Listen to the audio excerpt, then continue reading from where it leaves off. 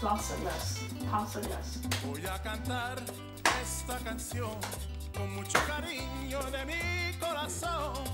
Oh man, that is so fancy.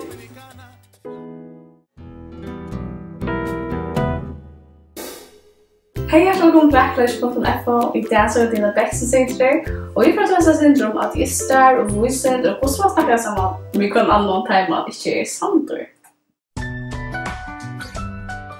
Lika siden jeg gikk i folkeskole, så har lærere og nærmengar undrast av hvor er tryggvande.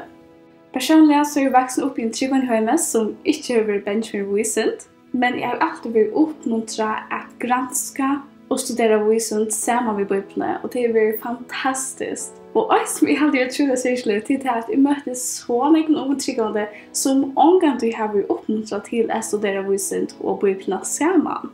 Her møter jeg noen som er ateist, som sier at jeg er oppvoksen i tryggvande høyme, men så er jeg fallet fra tog at de slappene setter voicent og bøyplene sammen, eller at jeg har spørninger som de ikke har svære på. Og det hadde jeg så kjærlig, tog at jeg føler jeg som i voicent og i bøyplene så er slappene for jobba med og er slappene undrast. Og den undrende som jeg har opplevd at jeg studerer, jeg lykkes som først til at jeg vil se hvor så større min god er. Jeg vil alltid tjekkes eller tåse vi at jeg er større skeptikere som jeg har møtt i skolen og som jeg har møtt til arbeids, av i skolen, i bussen, i handelen, alle stedene. Og hvis vi folk i flåfærden, bergføringer og utlendinger. Og sommersamtaler blir pura vanligt. Eller blir jeg som det stått litt og vanta. Jeg var en og i noen flåfærden, da tåse vi en sygemann, og vi snakket sin om hva han får, hva jeg får. Og at når vi sitter snakkende litt, og så spurte jeg hva var hans AH-mal, og hva var hans oppbygging. Jeg fortalte at jeg var lærere, jeg var kristen, og at jeg er stor AH for voicent. Han fortalte meg at han var agnostikere, maskinmørstere, og jeg er stor AH for voicent. Det var en spennende, hovedvekkende og djevende samtale. Og at når flåturen, som var 8 timer, så får vi kveldsut, og jeg gav ham en bok fra Lennox om voicent og bøyplene. Og han gav meg sin e-mail til han så kjærlig, tåsa vi omkring som hei og AH for bøyplene og voicent. Og nu tar jeg også etter, så også hvor var henne samtalen så spennende, hvor var han så hovedvekkende, hvor var han så djevende, hvor enda i samtalen ikke en høren kulden tjatje som ofte blir satt av neten og middelen folk. Personlig så kjenner jeg det så ofte at jeg er så negativ felags ved at jeg er større skeptikere. Tror at imot de fleste kristne så reaster ikke voicent. Tror jeg har en eldtåa for voicent. Og jeg ses ned AH-en og eldemund for voicent binder okken sammen. Vi kan prate om kyrkner, selvskibene, og vi kan døle okker AH for voicent. Og jeg vil si at så langt vi tar som voicent og som vi tar som okker AH for tog, så lyser jeg inn av barnpersonen. Og vi kan undrast at det er torgrødd og skibene. Og da jeg tåser vi folk som er void, har en ære mening enn er om atrona og opprona til alt, så røyner jeg gjør meg meg å lusta og samle meg vidan. Det vil si at jeg luster tøymon og luster alt vi som de har gransket og det som de vet at det er utrolig avhåverst. Og samtidig kan jeg døyle de tingene som er bedre enn de her som jeg har gransket noen ting som de ikke har. Det vil si, lates ikke vite noen ting som ikke void, men jeg er sikkert ut av tingene som jeg har gransket og void. Og alt det skaper en avhåverlig samtale, at jeg er ærlig om de tingene som ikke void, men jeg er samtidig om de tingene som er void. Og jeg som røyner gjør meg, og vi er lustet vel til at de bør tørre samføringer fram. Samtalen kan gjenge nøkkelen og sås. Evolusjon er så vel prekva. Så er mitt svar kanskje at det er avhåverlig, kanskje fortelle meg sånn mer om det. Og det er kanskje noe som en tryggvande jeg aldri ville sagt, men jeg sier det, og ut til jeg sier det, så røyner jeg minnes til at sannløgjen er alltid noe sterskere til å være testet. At god min er mentor at gjøre meg til rødt og sværene og samføre meg om sannløgjene og i bøyplene. Og for det tredje så er enda malet ikke at motpregge tørre meninger og pregge med, men enda maler øyer å være at jeg som tryggvande vånande kan åpne tørre ei og spekle for noe sannløgn om god, for størløgn god. Og det er ikke noe som hender bare i røyne samtale. Det er noe verk som god gjør ui til personen, og omkring det gjør jeg så heldig at jeg slipper å ta seg vidt av personen, og god slipper vøgene som et ampo. Og ta I de døyla det som de vita vysen til å lese I imskan bøkon, så I stedet for å si, ja, men jeg har lese, eller jeg vet, så er det heller å spørre løyande spørninger. Nemlig, hvordan blir det til at alt ur evolusjonen blevet så fullkomne, da vi sørger at genene ble veldig fri I det? Eller hvordan må det bli til at alt kommet bort omgående, eller hva det til en hoksan det? Og det viktig at man ikke spyr det på en spørsmålsmåte, men en undrande måte. Eller til avhåvers alt skipet så vel, hvor man det være så. Har du noen tanker om det? Har du gjort noen tanker om det? Og ganske uødelesninger som du forklarer meg og tror, heldig du det plass for en gode? Heldig du det plass for Jesus? Eller heldig du ikke? Eller hvor ikke?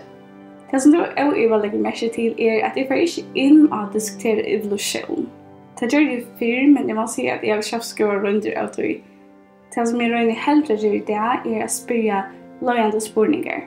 Og det alltid spørninger her I øyne selv kan være vidt til å svare og døyde det som jeg vet, eller det som jeg vil granske, om de har tått av og om de åpne for det. Og jeg tror det veldig viktig at de spør meg, og at de åpne for det, og ikke at jeg tror mina granskningar I våra teg. Det så blir det ofta till ett hashtag och det inte det som personligen inte. Och ofta där vi som samtalar så det de människorna som då så vi ofta öliga och jag hör mina meningar.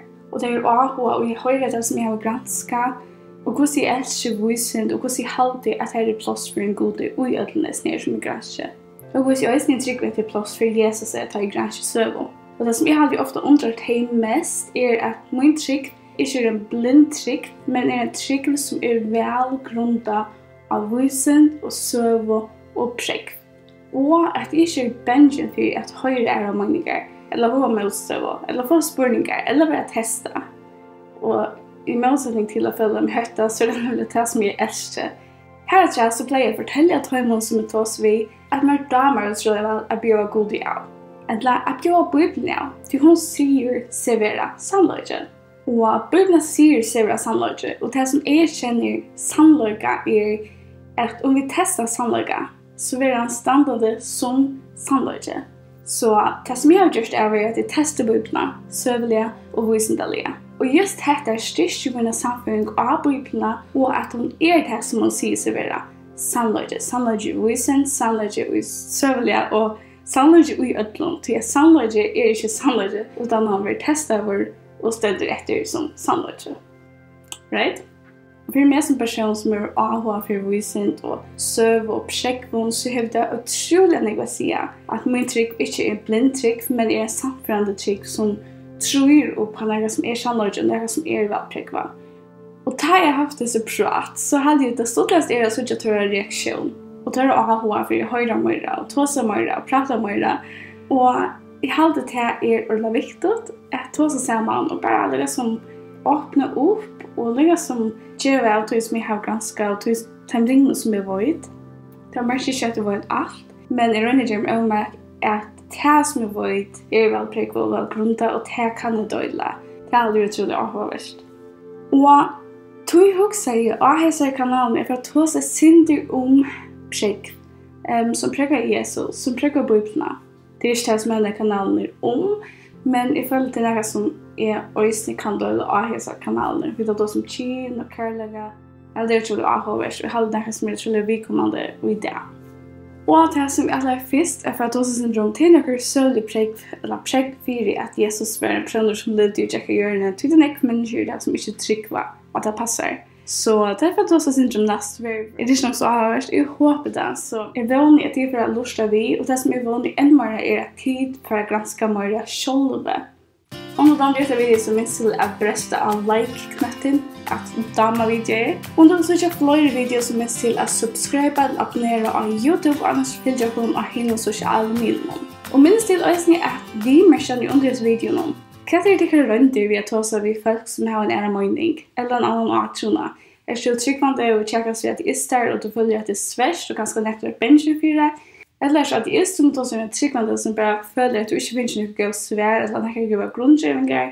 Jeg er veldig glad å ha stikker opplevinger, stikker tanker, spurninger, og annars bare se samtaler stikker midlene her av YouTube og Facebook og hinne midlene. Så ikke bare hitja, men vi virken, og si til en hoksjon her til at være velkomne. Bye!